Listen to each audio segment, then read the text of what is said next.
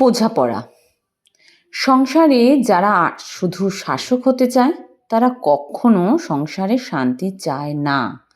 সংসারে শুধুমাত্র নিজের কর্তৃত্ব বিস্তারে যারা সঙ্গীকে দিনের পর দিন মানসিক যন্ত্রণা দেয়, সঙ্গীকে অসম্মান করে, সঙ্গীর ওপর খবরদারি করে, তারা আসলে দাম্পত্য জীবনটাকে বিষাক্ত করে তোলে, যেখানে সংসার জীবনটা নরকে পরিণত হয়। আত্মত্যাগ, সমঝোতা, প্রেম, সেই সাথে পরস্পরের বোঝাপড়ার মাধ্যমে যেখানে দাম্পত্য জীবনকে উপভোগ্য করে তোলা যায়, সেখানে নিজের কর্তৃত্ব বিস্তারে সঙ্গীকে সর্বোচ্চ মানসিক পীড়া দিতে থাকে। আপনি যখন সঙ্গীর কাছে অর্ধাঙ্গিনী না হয়ে কেবল সংসারের শাসকের ভূমিকা পালন করবেন, তখন ধীরে ধীরে সঙ্গীর মন থেকে উঠে যাবেন। মন নষ্ট হয়ে গেলে মায়ায় আর শেকলে বেঁধে থাকা যায় না। সে মুক্তি চায় এবং একটা সময় গিয়ে ঠিকই নিজেকে সরিয়ে নেয়।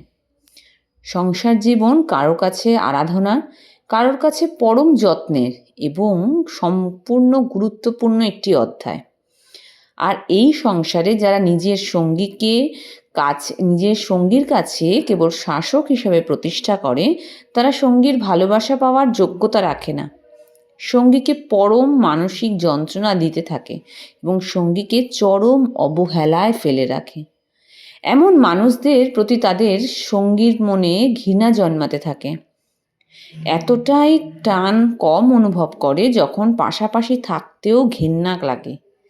একটা নির্দিষ্ট বয়সে এসে সংসারের এমন স্বৈরাচারী শাসকগণ সঙ্গীর গুরুত্ব ঠিক অনুধাবন করতে পারে, যখন তারা বৃদ্ধ বয়সে এসে একদম একা হয়ে যায়।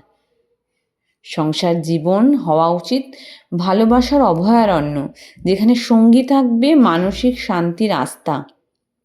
পৃথিবীর আর কোথাও না হোক, সঙ্গীর বুকেই মিলবে সংসারের পরম শান্তি।